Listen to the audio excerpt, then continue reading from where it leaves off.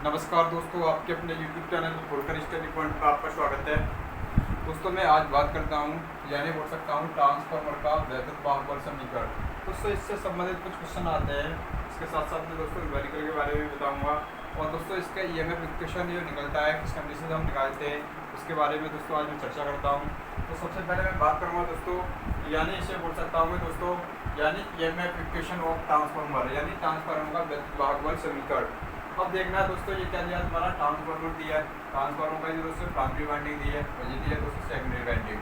अब मुझे देखना है इसमें प्राइमरी वाइंडिंग और सेकेंडरी वाइंडिंग में क्या है, इसमें जैसे जैसे इसमें प्राइमरी वाइंडिंग में टर्नओवर की संख्या कैसी होती है तुम्हारी कम हो और सेकेंडरी में कैसी हो अधिक हो, ऐसी कंडीशन में दोस्तों ट्रांसफार्मर कैसा होगा तुम्हारा स्टेप अप ट्रांसफार्मर होगा।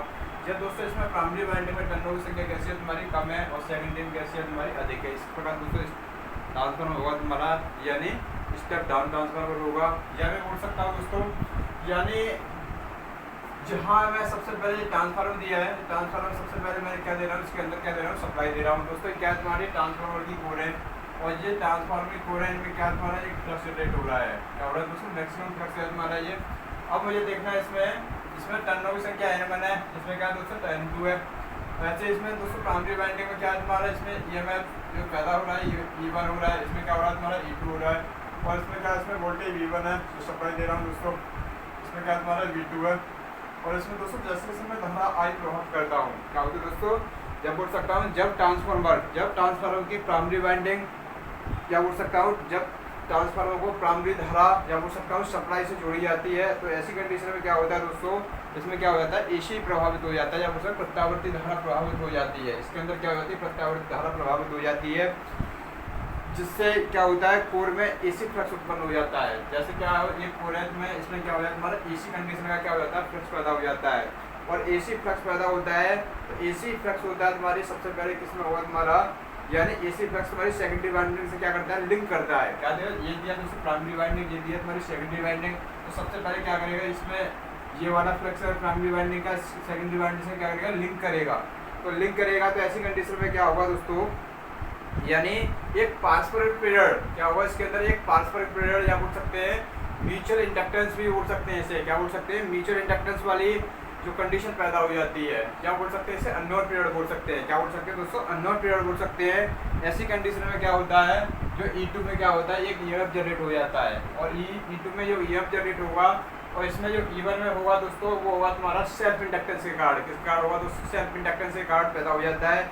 और ऐसे में बात करूँ इसी में जैसे क्या होता है जो सेल्फ इंडक्टेंस के कारण तुम्हारा जो EMF पैदा होता है वो किसमें होता है दोस्तों प्राइमरी वाइंडिंग में क्या हो जाता है एक वोल्टेज पैदा हो जाते हैं, क्या हो जाता है एक वोल्टेज पैदा हो जाते हैं। तो मैं बोल सकता हूँ यानी प्रत्यावर्ती फ्लक्स के तात्कालिक मांग के निर्माण के लिए दोस्तों इसे क्या तुम्हारा एक AC सर्किट का ही क्या दिया तुम्हारा एक मैक्सिमम फ्लक्स दर्शाया गया है इसमें यानी ये फिगर दिया इसमें। अब देखना है इसमें सबसे पहले क्या इसमें मैक्सिमम फ्लक्स दर्शाया गया है, क्या दे रहा है मैक्सिमम फ्लक्स में मुझे देखना है इसमें यानी मैक्सिमम फ्लक्स है दोस्तों ऐसे तुम्हारा एक फॉर्मूला तुमने पढ़ा हुआ फाइव बराबर क्या पढ़ा हुआ five maximum sine omega T यानी साइन ओमेगा टी। दोस्तों ये साइन ओमेगा टी है फाइव बराबर ये दोस्तों किसके लिए है प्रत्यावर्ती फ्लक्स का एक तुम्हारा इंस्टेंटेनियस वैल्यू या बोल सकता हूँ कि निम्न समीकरण के द्वारा हम क्या कर रहे हैं व्यक्त करते हैं इसे या इसका इक्वेशन हमें ज्ञात करते हैं। तो सबसे पहले ये क्या मैंने मान लिया दोस्तों इक्वेशन नंबर क्या मान लिया फर्स्ट मान लिया।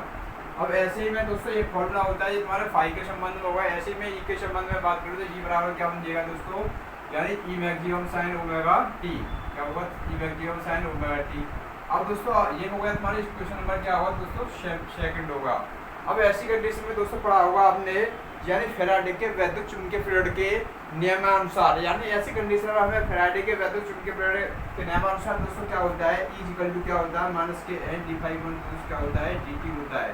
अब दोस्तों ऐसी कंडीशन हमें पता है फाई की वैल्यू दोस्तों इक्वेशन फर्स्ट से लगेंगे तो ऐसी कंडीशन में निकल के आएगी तुम्हारी E इक्वल टू निकल के आएगा दोस्तों माइनस के n d∅ maximum sine omega T बट्टे क्या ओमेगा टी बट्टे क्या होगा दोस्तों dt। अब दोस्तों टी के सापेक्ष क्या करना है इसमें डिफरेंशिएट करना है और टी के सापेक्ष करोगे तो यहाँ पर ऐसी कंडीशन में फाई मैक्सिमम क्या दोस्तों ये तुम्हारा फ्लक्स कांस्टेंट है, ऐसी कंडीशन साइन ओमेगा टी किसमें तोड़ जाएगा तुम्हारा यानी cos omega T dot omega में टूट जाएगा। तो ऐसी कंडीशन में E इक्वल टू निकल गया माइनस के n यानी टी के सापेक्ष दोस्तों डिफरेंशिएट किया तो ऐसी कंडीशन में दोस्तों फाइव मैक्सिमम क्या है, कांस्टेंट है, और ऐसी कंडीशन में क्या होगा जी cos omega T dot omega.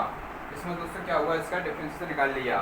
अब देखना है दोस्तों ये cos ओमेगा टी, अब क्या होगा दोस्तों, ये क्या है, एक एंगल है, तो ऐसी कंडीशन में पता फॉर्मूला दोस्तों क्या होता है, sin 90 माइनस थीटा या बोल pi by 2 minus theta equal to क्या होता है दोस्तों, cos थीटा होता है।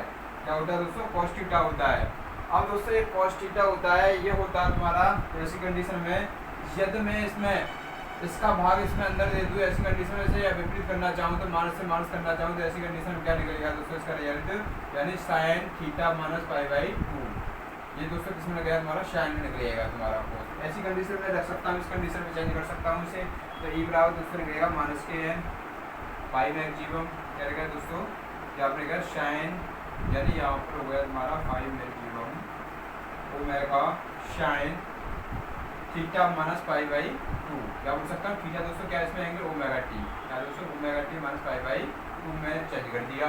तो दोस्तों ये क्या तुम्हारा cos ओमेगा टी के बराबर, तो इसे ओमेगा क्या दोस्तों एंगल क्या तुम्हारा ओमेगा टी कर सकते हैं, ओमेगा टी। दोस्तों इतनी बात जरूर समझ में आई होगी। अब देखना दोस्तों ये हुआ तुम्हारा इक्वेशन नंबर दोस्तों निकल गया तुम्हारा थर्ड, क्या निकल गया दोस्तों, थर्ड निकल के आएगा।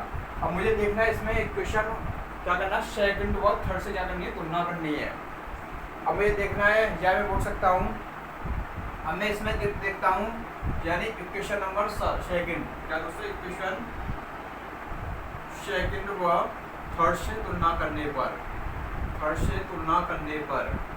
अब देखो इसमें तुलना करनी है तो हमें क्या निकालना है दोस्तों, इसमें सबसे पहले क्या निकालना है, जैसे इसे तुलना करेंगे तो दोस्तों ई से ई कट जाएगा हमारा, क्या होगा ई से ई क्या करेगा दोस्तों कटेगा। तो ऐसी कंडीशन में दोस्तों यहाँ पर ये sin ओमेगा टी के संबंध में sin ओमेगा टी कट जाएगा, तो ऐसी कंडीशन में दोस्तों ये तुम्हारा निकल के आएगा तुम्हारा माइनस में, तो माइनस माइनस क्या होगा दोस्तों कट जाएगा, प्लस में आ जाएगा। तो ई मैक्सिमम दोस्तों किसके बराबर है, यहाँ पर ई मैक्सिमम, तो ई मैक्सिमम दोस्तों किसके बराबर है यहाँ पर तुम्हारा, यानी माइनस माइनस होगा प्लस के क्या होगा n 5 मैक्सिमम ओमेगा, इसके बराबर दोस्तों ये निकल के आया तुम्हारा। और दोस्तों क्या दिया है ये तुम्हारा, इसके बराबर निकल के आया। हमें पता है दोस्तों ऐसी कंडीशन में यानी आपने एक फॉर्मूला पढ़ा होगा, यानी वी आर एम एस या बोल सकते हैं E R M S equal to होता है दोस्तों क्या होता है,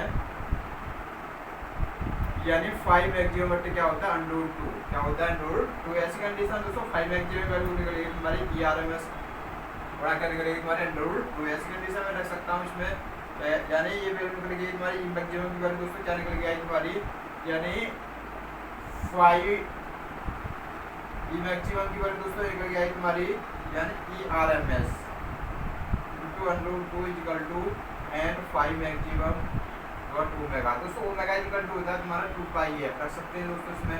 तो ऐसी कंडीशन में दोस्तों ई आर एम एस की वैल्यू निकल के आएगी तुम्हारी, यानी एन 5 मैक्सिमम डॉट ओमेगा बट्टे क्या निकलेगा, ओमेगा की वैल्यू दोस्तों होते हैं 2 पाई है बट्टे क्या हो जाएगा दोस्तों √2 से इसे काटूंगा तो दोस्तों 3 कटेगा √2। ऐसी कंडीशन में मुझे पता है दोस्तों, यानी पाई की वैल्यू होती है 3.14 या 3.14 का √2 में गुणा करूंगा तो दोस्तों ये निकल के आएगा तुम्हारा ई आर एम एस निकल के आएगा दोस्तों 4.44 एफ एन निकल के आया दोस्तों। अब दोस्तों इतनी बात जरूर समझ में आई होगी, ये दोस्तों निकल के आया तुम्हारा यानी ट्रांसफार्मर का ईएमएफ इक्वेशन निकल के आया, इतनी बात जरूर समझ में आई होगी दोस्तों। इसमें दोस्तों फाई क्या है, इसमें फ्लक्स है, मैक्सिमम फ्लक्स है तुम्हारा, और इसमें दोस्तों एफ क्या तुम्हारी फ्रीक्वेंसी दी है, एन दी है इसमें टर्नों की संख्या।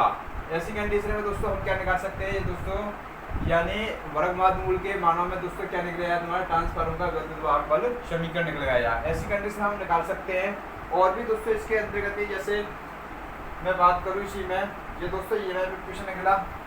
अब मैं देखता हूँ इसी के अंतर्गत दोस्तों, जैसे हमें प्राइमरी वाइंडिंग और सेकेंडरी वाइंडिंग के बारे में इसमें इसके द्वारा क्या निकालते हैं हम, ट्रांसफार्मर रेशियो निकालते हैं। क्या निकालते हैं दोस्तों, ट्रांसफार्मर रेशियो। तो ट्रांसफार्मर रेशियो के बारे में बात करें इसी में, जैसे मैं इसी में दोस्तों बात करता हूँ ट्रांसफार्मर रेशियो के बारे में। दोस्तों ये मैं हमारा क्वेश्चन निकला है दोस्तों, ये किसके संबंध में निकला है तुम्हारा, यानी ट्रांसफार्मर के विद्युत वाहक बल समीकरण के संबंध में निकला। अब देखना दोस्तों इसी में, जैसे मैं आगे बात करूँ इसी में, हमें देखना है इसमें, यानी मुझे पता है यानी इसका जो फॉर्मूला निकल गया है दोस्तों ई RMS इक्वल टू, ऐसी कंडीशन में दोस्तों मुझे प्राइमरी वाइंडिंग के लिए देखना है दोस्तों। किसके लिए देखना है दोस्तों? प्राइमरी वाइंडिंग के लिए देखना है। तो प्राइमरी वाइंडिंग के लिए देखना है तो हमें देखना है यदि प्राथमिक तथा सेकेंडरी वाइंडिंग में वर्तनों की संख्या कितनी हो दोस्तों? N1 N2 हो। क्या बोल सकता हूँ? यदि प्राइमरी वाइंडिंग व सेकेंडरी वाइंडिंग में टर्नों की संख्या दोस्तों क्या भाई? टर्नों की संख्या कितनी हो दोस्तों? N1 व कितनी हो? N2 हो। ऐसी कंडीशन हम निकालेंगे तो क्या निकलेगा दोस्तों? यहाँ पर E1 equal to primary winding के लिए क्या निकलेगा दोस्तों? 4.445 मैक्सिमम FN1, ये प्राइमरी वाइंडिंग के लिए हो गया। अब सेकेंडरी वाइंडिंग के लिए निकालेंगे तो क्या निकलेगा? E2 इक्वल टू निकलेगा दोस्तों क्या निकलेगा? 4.445 मैक्सिमम FN2। अब दोस्तों ये इक्वेशन फर्स्ट मान लो, इसे सेकंड मान लो। तो ऐसी कंडीशन में क्या करूँ? इक्वेशन फर्स्ट का इसका दोस्तों इक्वेशन फर्स्ट का सेकंड से क्या करूँ मैं? भाग देने पर, क्या देना है? भाग देने पर। अब ऐसी कंडीशन में भाग दूंगा तो क्या निकलेगा दोस्तों? E2/E1 क्या निकलेगा? E2/E1 बराबर दोस्तों क्या निकलेगा तुम्हारा? 4.44 से ये कटेगा तुम्हारा 5 मैक्सिमम से कटेगा, F से F कटेगा, क्या बनेगा दोस्तों? यानी N2/N1। दोस्तों ये किसके बराबर हो जाता है तुम्हारा? किसके बराबर होता है? K के बराबर ये होता है। तो इस प्रकार दोस्तों क्या निकला तुम्हारा? ट्रांसफार्मर रेशियो निकल गया। अब दोस्तों हमें पता है यानी E2 होता है तुम्हारा, ये किसके बराबर होता है? V2 के बराबर होता है। अब इसमें E1 किसके बराबर होता है तुम्हारा? होता है तुम्हारा V1 के बराबर होता है। तो रख सकते हैं दोस्तों क्या निकलेगा तुम्हारा? V1 क्या निकलेगा? तो V2 निकलेगा दोस्तों। V1 इक्वल टू क्या निकलेगा? E2/E1 इक्वल टू क्या निकलेगा तुम्हारा? N2/N1 इक्वल टू दोस्तों क्या निकलेगा तुम्हारा? K। इस प्रकार दोस्तों क्या तुम्हारा? Transformer ratio. अब देखना मुझे इसमें धारा के संबंध में देखना है। किसके संबंध में देखना है दोस्तों? धारा के संबंध में मुझे देखना है, ट्रांसफार्मर रेशियो देखना है। अब दोस्तों इसके माध्यम से हम आगे निकालते हैं, जैसे यानी धारा अनुपात निकालेंगे। इसमें क्या निकालेंगे दोस्तों? धारा अनुपात ज्ञात करते हैं। तो ऐसी कंडीशन में दोस्तों यहाँ पर K क्या दिया? इसमें K दिया तुम्हारा इसमें, यानी स्थिरांक है जिसे हम क्या बोलते हैं? ट्रांसफार्मर का अनुपात, या बोलते हैं ट्रांसफार्मर अनुपात रेशियो बोल सकते हैं, या ट्रांसफार्मर रूपांतर अनुपात बोल सकते हैं। इतनी जरूर बात समझ में आई होगी। अब देखना दोस्तों इसमें आगे, जैसे हमें आगे की तरफ निकालना होगा। जैसे हमें पता है, जैसे मैं बात करूँ इसी के अंतर्गत, अब मुझे देखना है इसमें यानी धारा अनुपात के संबंध में देखना है दोस्तों। किसमें देखना? धारा अनुपात, धारा अनुपात, या बोल सकता हूँ इसे करंट रेशियो। क्या बोल सकता हूँ इसे? Current ratio. करंट रेशियो के संबंध में देखना है। तो इसमें देखना है आदर्श ट्रांसफार्मर के लिए दोस्तों। किसके लिए देखना है मुझे? आदर्श ट्रांसफार्मर के लिए, ट्रांसफार्मर के लिए। अब आदर्श ट्रांसफार्मर के लिए मुझे देखना है तो क्या निकलेगा दोस्तों? हमें पता है इनपुट पावर इक्वल टू होता है तुम्हारा आउटपुट पावर होती है दोस्तों। क्या होता है? इनपुट पावर इक्वल टू होता है आउटपुट पावर, और इनपुट पावर होगी तुम्हारी आउटपुट पावर के बराबर होगी। तो ऐसी कंडीशन में क्या होगा तुम्हारा? यानी इनपुट पावर क्या दोस्तों क्या होता है? P बराबर होता है VI cos phi। तो ऐसी कंडीशन में क्या होगा दोस्तों? P बराबर होगा VI and V1 I1 cos phi। यानी किसके लिए होगा दोस्तों? ये प्राइमरी वाइंडिंग के लिए हो गया। ऐसे तुम्हारी आउटपुट होगा तुम्हारा सेकेंडरी वाइंडिंग के लिए, क्या निकलेगा तुम्हारा? V2 I2 cos phi। अब cos phi से phi कट गया, क्योंकि इसमें क्या होता है? ट्रांसफार्मर के अंदर कोई भी पावर फैक्टर नहीं होता है। तो ऐसी कंडीशन में क्या होगा तुम्हारा? V1 इक्वल टू निकलेगा तुम्हारा I1 इक्वल टू क्या होगा? V2 I2। अब मुझे ज्ञात करना होगा, तो यहाँ पर मैं क्या निकालूंगा तुम्हारा? I1/I2 बराबर दोस्तों निकलेगा तुम्हारा V2/V1। अब पता है दोस्तों मुझे V2/V1 है, पता है कि V2/V1 क्या दोस्तों? V2/V1 दोस्तों किसके बराबर है तुम्हारा? यानी इससे पहले मैंने निकाला था ट्रांसफार्मर रेशियो निकाला था K इक्वल टू। तो ये क्या होता है? मिला सकता हूँ उसी में, यानी E2/E1, यानी इसके स्थान पर रखूँ मैं, यहाँ पर रख दूँ सीधे। यानी हमें पता है ये I1/I2 बराबर क्या होगा? V2/V1। और दोस्तों V2/V1 किसके बराबर होता है तुम्हारा? यानी E2/E1 के बराबर होगा। अब क्या होगा? इसके बराबर क्या होता है तुम्हारा? यानी N2/N1। इस प्रकार दोस्तों क्या निकला? ये ट्रांसफार्मर रेशियो निकला दोस्तों। ये किसके संबंध में होगा? धारा, वोल्टेज और ट्रांसफार्मर का EMF और किसी के टर्नों की संख्या के दोस्तों क्या निकला तुम्हारा? इसमें टर्नों की संख्या की क्या निकला तुम्हारा? ये एक ट्रांसफार्मर रेशियो निकला। तो या बोल सकते हैं ट्रांसफार्मर रूपांतरण अनुपात निकला। इस प्रकार दोस्तों हम निकाल सकते हैं, इससे हम किसी भी प्रकार की वैल्यू ज्ञात कर सकते हैं। अब देखना है इसमें दोस्तों, यानी मुझे ऐसी कंडीशन में क्या करना है, जैसे K इक्वल टू निकला है दोस्तों। किसके बराबर है दोस्तों? ये K के बराबर है। अब के बराबर ये निकला है, तो ऐसी कंडीशन में इसका विपरीत कर दो दोस्तों, क्या निकलेगा 1/k। ऐसी कंडीशन में क्या निकलेगा दोस्तों 1/k, इसका विपरीत कर दो क्या निकलेगा I2/I1 इक्वल टू निकलेगा दोस्तों, क्या निकलेगा तुम्हारा V1/V2 बराबर क्या निकलेगा V1/E2 बराबर निकलेगा तुम्हारा N1/N2। अब एक इसके बराबर होगा 1/k के बराबर। दोस्तों ये क्या तुम्हारा k में बताया था, एक कांस्टेंट वैल्यू है। इस कंडीशन से भी दोस्तों क्वेश्चन पूछ लेता है ट्रांसफर रेशियो का। अब देखना दोस्तों, इसमें जो देखना है ऐसी कंडीशन में भी बोल सकता है लैंग्वेज में, जैसे क्या तुम्हारे इसमें टर्नों की संख्या है, धाराएं कैसी है दोस्तों ग्लोबल आती है, और इसमें वोल्टेज के भी है, और तुम्हारी टर्नों की संख्या की क्या तुम्हारे धारा कैसी होती है प्रोमानुपाती होती है। जब तुम्हारे ट्रांसफार्मर के प्राइमरी वाइंडिंग में टर्नों की संख्या देखिए ऐसी कंडीशन में धारा कैसी होगी, कम होगी। जब सेकेंडरी वाइंडिंग में क्या टर्नों की संख्या कैसी है, कम है, तो धारा कैसी होगी दोस्तों अधिक होगी। इस कंडीशन में क्या इनका अनुपात कैसा है दोस्तों व्युत्क्रमानुपाती है, या बोल सकता है उनका अनुपात कैसा है दोस्तों विलोमानुपाती है। अब देखना है इसमें मुझे, जैसे मैं बात करूँ इसमें यानी फुल लोड की कंडीशन में ज्ञात करता हूँ दोस्तों। फुल लोड की कंडीशन में जब ट्रांसफार्मर हो तो ऐसी कंडीशन में इसका जो इक्वेशन क्या बोल सकते हैं, इसका एक समीकरण निकलता है, एक फॉर्मूला निकलता है, वो क्या निकलता है।